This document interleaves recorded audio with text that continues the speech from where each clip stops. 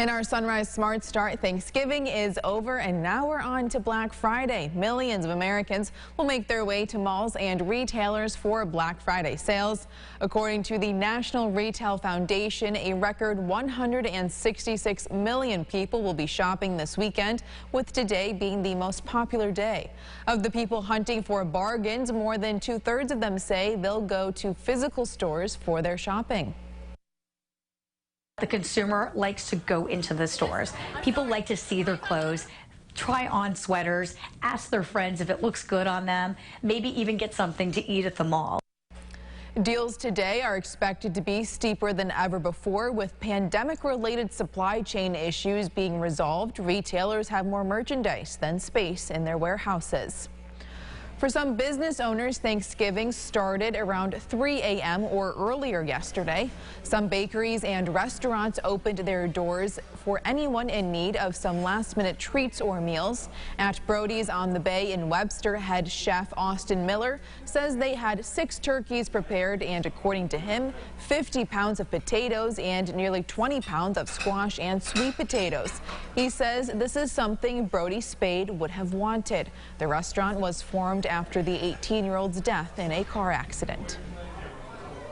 We decided to open for Thanksgiving because my mother would always have our whole family over and cook for Thanksgiving, and that's what Brody would want, all of us to bring other people in and to feed them and give thanks to everybody else for supporting us through all the other seasons. Brody's on the Bay has been open for a year and a half now. And Perlo's in East Rochester serving roughly 600 people Thanksgiving dinner at their restaurant yesterday. Reservations were required, and the owner says they like to stay open for the holiday for those without loved ones near or those unable to celebrate at home. This way, those folks have a place to share a meal with others. An estimated 3 million people watched in person as the Thanksgiving Day Parade in New York completed its 96th run through Manhattan. The parade began 15 minutes early this year, accommodating new floats, performances, and, of course, the giant balloons. The weather was also nice for the event, with no strong winds, allowing the balloons to fly 5 to 6 stories above the parade attendees below.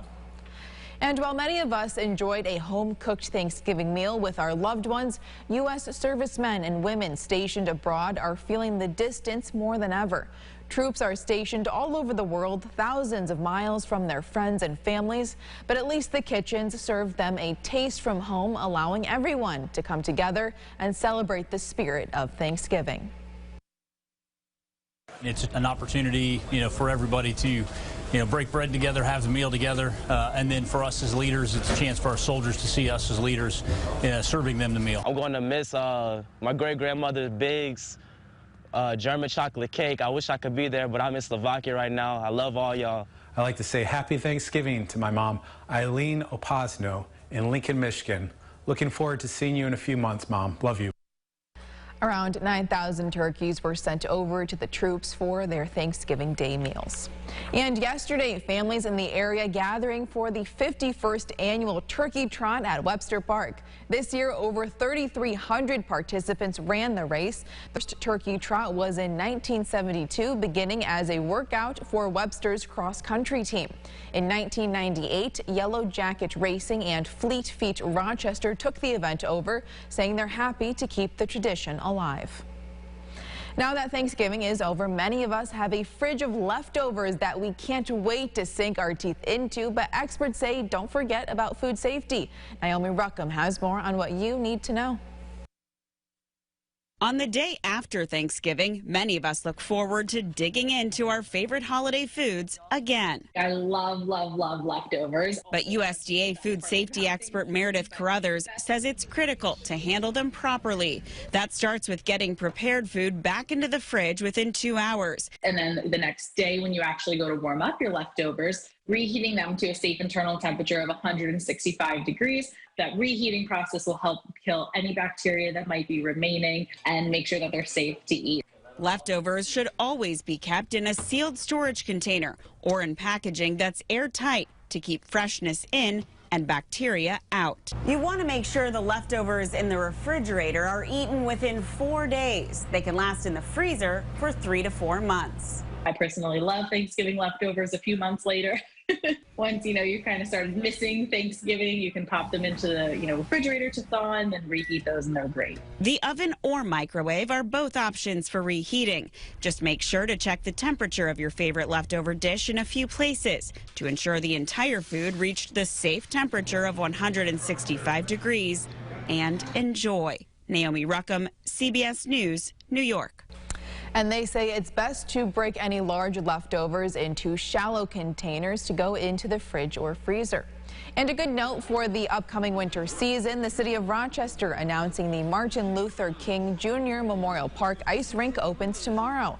The ice rink is located on Court Street across from the Strong National Museum of Play.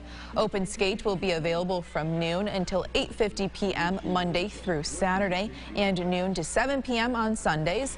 Admission is $5 for adults and $2 for kids. Skates and ice bike rentals are available on site. All right, let's check in now with meteorologist Christine Gregory for a look at today's forecast. Not quite the day to go sledding or ice skating or any of those winter activities we might be excited about, but sure enough, it will come, right, Christine? Oh, it definitely will. Today, though, it's definitely not so wintry. We're tracking mild air and rain showers, but looking ahead of the weekend, it's also looking mild, at least to start. 51 degrees. I know ice skating opens tomorrow for the city, but might be a little bit mild for your taste to do that.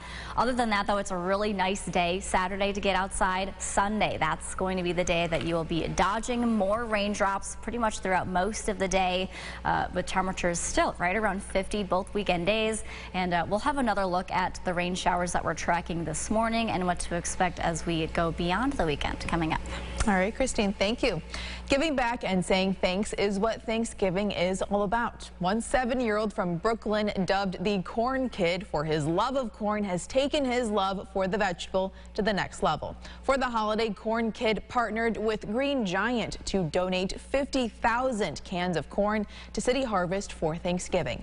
That kind of help is much needed as requests from food pantries and soup kitchens in the Big Apple remain nearly 70% above pre-pandemic levels.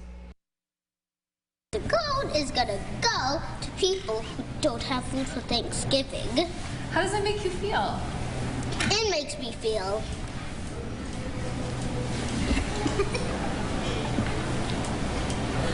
good.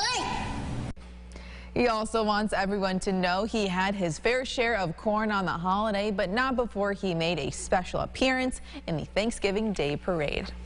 Time now to go inside the huddle. As you know by now, the Bills won their game yesterday, but it wasn't an easy win for the Bills on Thanksgiving. The team's star players stepped up when it mattered most as the Bills won on a last-second field goal to beat the Detroit Lions. Sports Director Thad Brown has more from Detroit. Before the Bills' last two offensive possessions, Stephon Diggs had all of 12 yards receiving. But when they needed him late, he stepped up. 5 catches, 65 yards, and a touchdown. Even though the Bills had trouble finding him early in the game, when they absolutely needed a win, Diggs was ready to deliver. When I anticipate going into those drives, those last drives, I'm right on my cue, and I tell them to trust me out there. You know what I'm saying? Whatever you see is me or nobody. So I just want them to trust me out there, especially in those moments. I don't feel any added responsibility. It's just my team trusts me, and my team looks for me to make those plays, and I never want to let my teammates down. It's a guy that does everything the right way. He practices extremely hard. We've got such a good relationship. We talk constantly. The communication that we have is nonstop. So again, it's very easy to trust somebody like that. And he's Stephon Diggs for a reason. And glad he's on our team. The guys rally behind me. My quarterback rallies behind me. In the biggest moments, he's like this: "I got you. I'm gonna give you a chance." That's why I say I'm more comfortable, because it's like you work so hard to that point. Whether it's off season, whether it's in practice, whether it's just every day, when those moments come around and your quarterback say, "I got you," I'm saying, "Get me," and I'm like this, "Let's go, I'm ready." A great win for the Bills, but it might have come at a great cost as well. Von Miller, the Bills say it's a sprained knee at this point, but more tests tomorrow. Deion Dawkins also left this game with an ankle injury. No update there. 2 important pieces that would be very difficult for this team to continue winning without, even though they found a way in this game. Inside the Buffalo Huddle at Ford Field in Detroit, I'm Thad Brown. All right, it's a good way to start off the weekend, Christine, with a Bills win. Hopefully the weather sticks around as well. Yes, I think we'll have some nice weather to kick off the weekend. Right now, we are seeing some rain showers moving across the region, so if you're heading out in the next half hour or so, I would definitely pack the rain gear. Any shoppers, just know it will be in the 40s, and those scattered showers will be throughout the day. All right, Christine, thank you, and thank you so much for watching News 8 at Sunrise. Our next update is in 30 minutes. CBS Mornings is next. Follow News 8 wherever you are on RochesterFirst.com, Facebook, Twitter, and on our app for news and weather.